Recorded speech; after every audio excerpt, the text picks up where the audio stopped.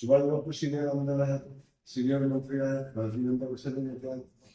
विजय मालक सिनियर आमदार आहेत, ते भारतीय जनता पक्षाचे नेते आहेत. देवेंद्रजी नगरसेवक म्हणून काम केलं, आता आमदार म्हणून चांगलं काम करताना आपण सगळे पाहतात. त्यामुळं त्या तिघांनी एकत्र असणं किंवा माझ्या बैठकीला असं कोणी सांगितलं, तिघांनी मिळून माझं पालकमंत्री म्हणून स्वागत पहिल्या दिवशी केलं तेव्हा तिघही होते. त्यानंतर जेव्हा जेव्हा कधी आम्हाला आवश्यकता होती त्या सगळे आम्ही एकत्र होतो.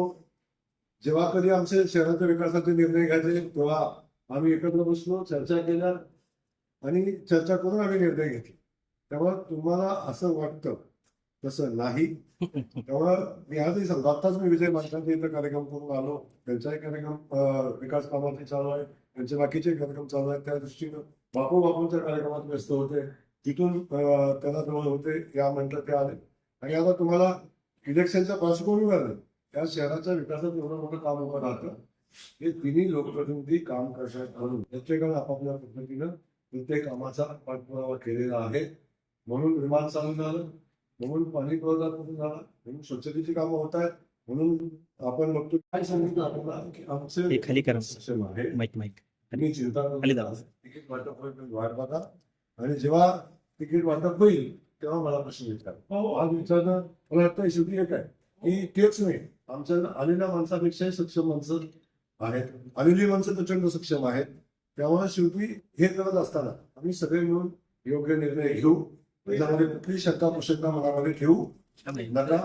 आणि नवीन आला, जुना आला, आज गेला, बाहेर आला, याची चर्चा करून माझी विनंती आपल्याला.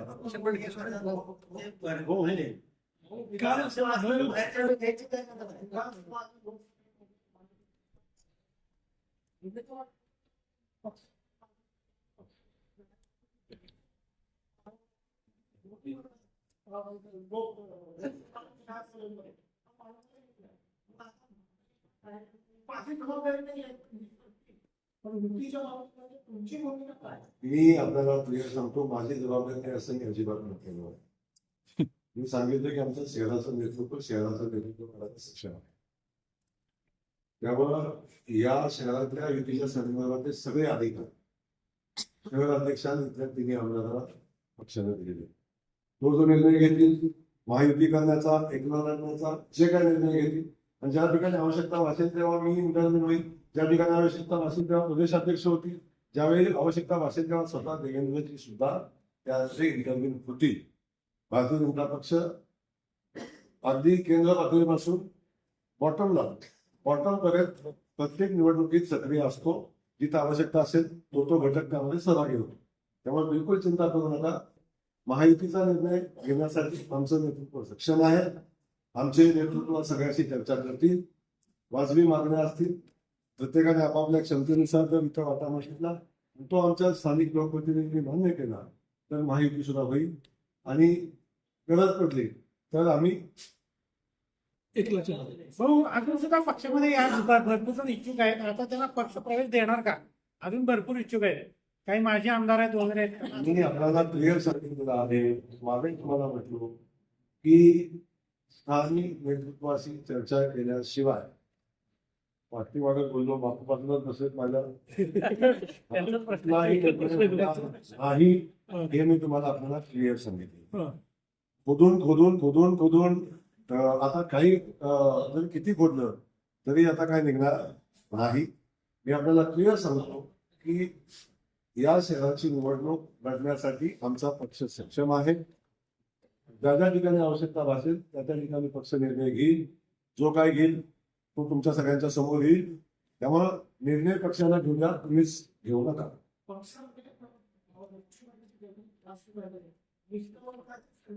मी आपल्याला क्लिअर सांगितलं की भारतीय जनता पक्षातल्या उमेदवारांच्या पेक्षा चिंता तुम्हाला पाहिजे. तेव्हा मी आपल्याला क्लिअर सांगतो की भारतीय जनता पक्ष आता नगरपालिकेच्या निवडणुकीचा निकाल वास्तव घ्यायला पाहिजे होता. ठीक आहे, आता आला नाही. 21 तारखेला तुम्हाला लोकांचा जनतेचा मूड समजेल. खास करून सोलापूर जिल्ह्यातल्या जनतेचा मूड तुम्हाला समजेल येणाऱ्या 21 तारखेला.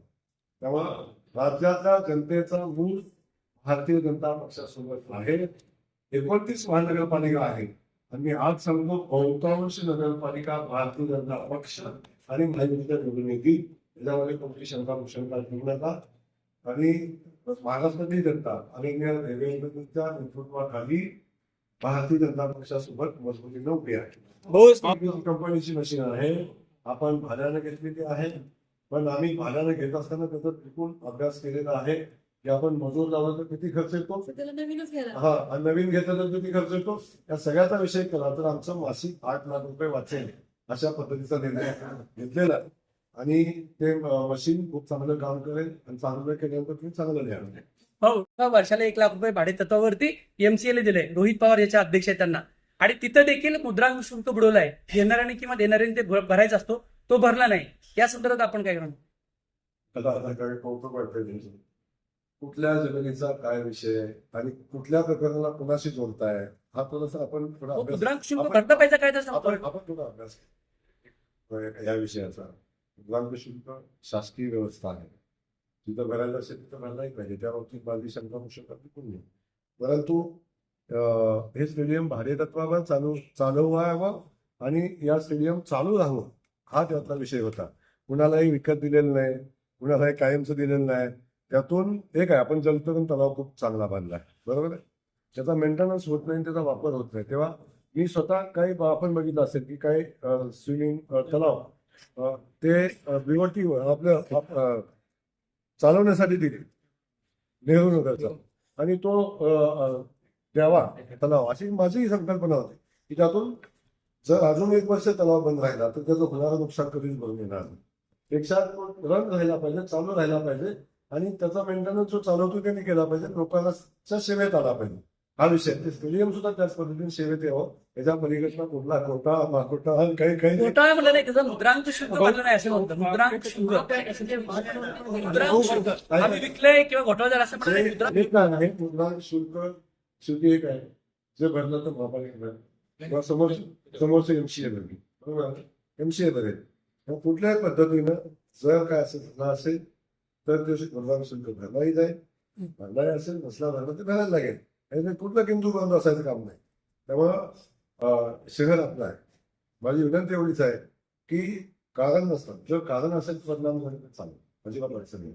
जेव्हा आपण शहराचे नागरिक आहोत, आपण शहरात काम करतो, तर आपलंही दायित्व आहे की विनाकारण शहर बदनाम होणार नाही याची आपण सगळ्यांनी काळजी घेतली पाहिजे. माझी खास करून पत्रकार बांधवांना विनंती आहे, जर त्याच्यात काय असतं तर अवश्य तुम्ही त्याच्यावर काय लिहा, करा, ठोका, काय अडचण नाही माझी.